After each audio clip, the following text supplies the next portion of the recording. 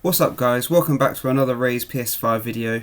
In this video I'll be going through 10 tips and tricks to improve your Mass Effect 2 Legendary Edition experience, whether you're new to the saga or a nostalgic fan like me.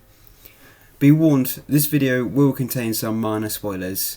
Let's get right into it with number 10.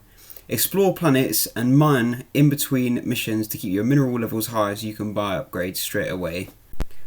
So mining for minerals can get kind of tedious, but on every mission, main mission, side mission, loyalty mission, you're going to come across upgrades, research opportunities, and to actually be able to buy them, you need minerals, ESO, platinum, palladium and iridium. Each upgrades a different archetype of weapon and or the Normandy, so it's best to mine a couple of planets in between your missions to keep the minerals high, so as soon as you're back from a mission you can go ahead and buy those upgrades straight away, rather than keep on having to go back to the planets to keep mining. You can find mineral rich planets to mine once you've done the Shadow Broker mission, so I'd recommend putting that high up there on the priority list. But if you just go around planets, you should find plenty. You can also buy some star charts on Ilium. They've got some very mineral rich planets there as well. And number 9, when you are starting off in the squad page, I'd recommend putting at least 1 point in every ability and then just focus on your most used ability or abilities until they're number 4.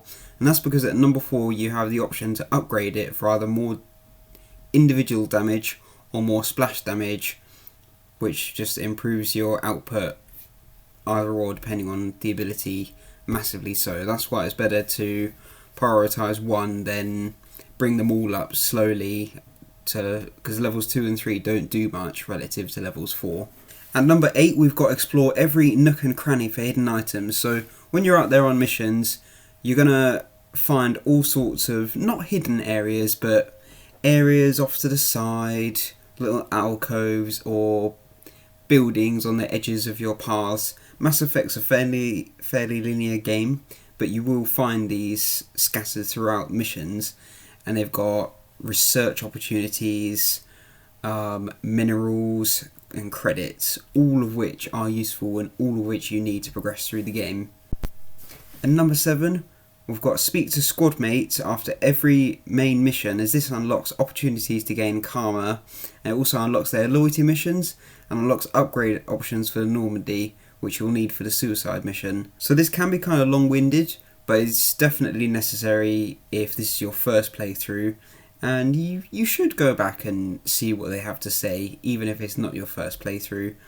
It helps you develop rapport with the characters, you learn more about them, you get lore tidbits, and you also get lots and lots of opportunities for Paragon and or Renegade, depending on which you're going for. Coming in at number 6, I highly recommend that you do not cheat on your romance option if the opportunity presents itself, as you can only have one love interest before the suicide mission. If you have a current love interest from Mass Effect 1, you'll want to continue this into all the way to Mass Effect 3.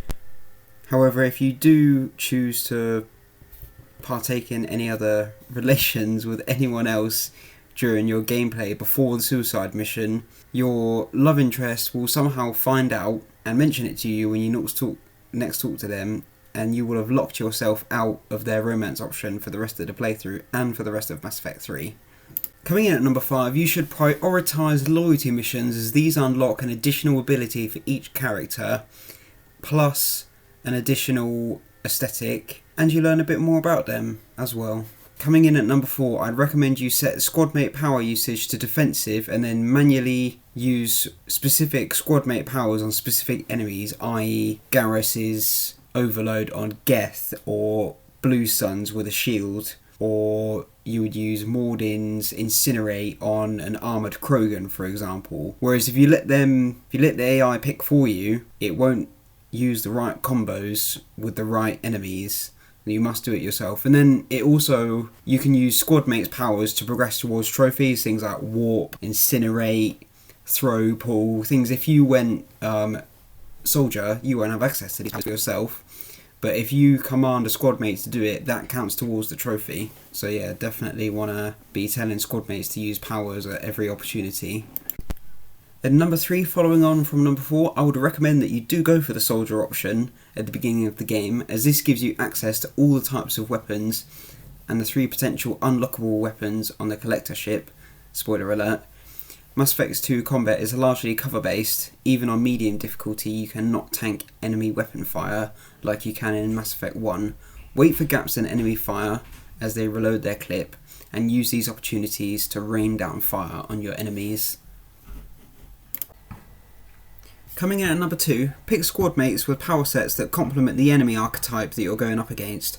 For example, squad mates with overload and disruptor ammo are good versus Geth and mechs. Squad mates with damage dealing or biotic powers like throw are good for organic enemies, and biotic squad mates that have warp are good for the collectors as they can use warp on enemy barriers. And coming in at number 1, my top tip: before you trigger the Derelict Reaper mission, make sure that you have completed all other missions of the game, especially everyone's loyalty mission.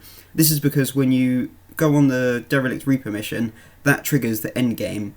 If you want to save all of the crew members, spoiler alert, that are abducted by the collectors after the Derelict Reaper mission, you have to do only one mission in order to save them all, and there's only one mission after the Derelict Reaper that becomes available, which is Legion's loyalty mission. Once you've done that, you must go on the suicide run immediately, or you will get a suboptimal result during the suicide mission. On top of that, on the suicide mission, you must pick certain squad mates for the different stages, or you'll end up with dead squad mates that are missing from Mass Effect 3. I'll put on the screen now what the best options are. That wraps it up, guys. If this helped, please consider leaving a like and subscribing for more Mass Effect 2 content. I'll be releasing Mass Effect 3 content very soon as well, once I've completed Mass Effect 2, so keep your eyes peeled for that. Thank you, and I'll see you in my next video.